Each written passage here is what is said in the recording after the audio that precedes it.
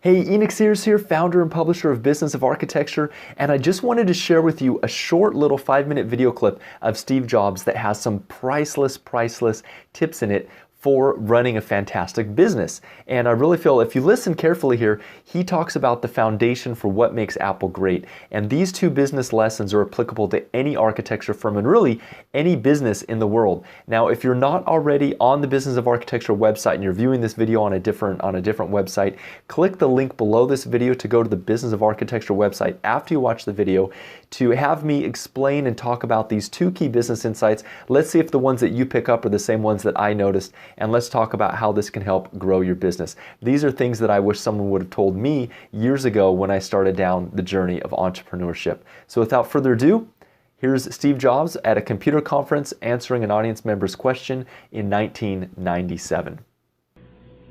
Mr. Jobs, you're a bright and influential man. Here it comes. It's sad and clear that on several counts you've discussed, you don't know what you're talking about. I would like, for example, for you to express in clear terms how, say, Java, in any of its incarnations, addresses the ideas embodied in OpenDoc. And when you're finished with that, perhaps you could tell us what you personally have been doing for the last 7 years.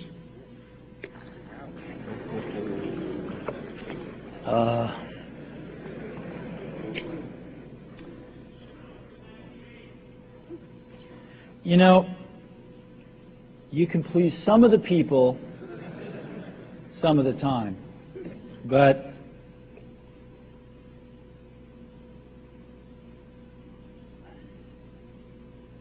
one of the hardest things when you're trying to affect change is that people like this gentleman are right in some areas.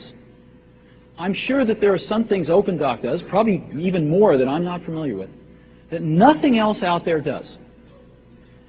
And I'm sure that you can make some demos, maybe a small commercial app that demonstrates those things. The hardest thing is, how does that fit in to a cohesive, larger vision that's going to allow you to sell $8 billion, $10 billion of product a year? And one of the things I've always found is that you've got to start with the customer experience and work backwards to the technology. You can't start with the technology and try to figure out where you're going to try to sell it. And I've made this mistake probably more than anybody else in this room. And I've got the scar tissue to prove it. And I know that it's the case. And as we have tried to come up with a strategy and a vision for Apple, it started with what incredible benefits can we give to the customer? Where can we take the customer? Not starting with, let's sit down with the engineers and figure out what awesome technology we have, and then how are we going to market that. And I think that's the right path to take. I remember with the LaserWriter, we built the world's first small laser printers, you know. And there was awesome technology in that box. We had the first Canon cheap laser printing engine in the world, in the United States here at Apple. We had a very wonderful printer controller that we designed. We had Adobe's PostScript software in there. We had AppleTalk in there. Just awesome technology in the box. And I remember seeing the first printout come out of it and just picking it up and looking at it and thinking, you know, we can sell this. Because you don't have to know anything about what's in that box. All we have to do is hold this up and go, do you want this? And if you can remember back to 1984, before laser printers, it was pretty startling to see that.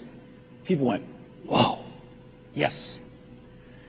And that's where Apple's got to get back to. And, you know, I'm sorry that OpenDoc's a casualty along the way, and I readily admit there are many things in life that I don't have the faintest idea what I'm talking about. So I apologize for that too. But there's a whole lot of people working super, super hard right now at Apple. You know, Avi, John, Garino, Fred, I mean, the whole team is working, burning the midnight oil, trying to, and people, you know, hundreds of people below them, to execute on some of these things, and they're doing their best. And I think that what we need to do, and some mistakes will be made, by the way. Some mistakes will be made along the way. That's good, because at least some decisions are being made along the way. And we'll find the mistakes, we'll fix them. And I think what we need to do is support that team going through this very important stage as they work their butts off. They're all getting calls, being offered 3 times as much money to go do this, do that, the valley's hot, and none of them are leaving. And I think we need to support them and see them through this and write some damn good applications to support Apple out in the market. That's my own point of view. Mistakes will be made. Some people will be pissed off. Some people will not know what they're talking about. But I think it is so much better than where things were not very long ago. And I think we're going to get there. So I think we've got time for just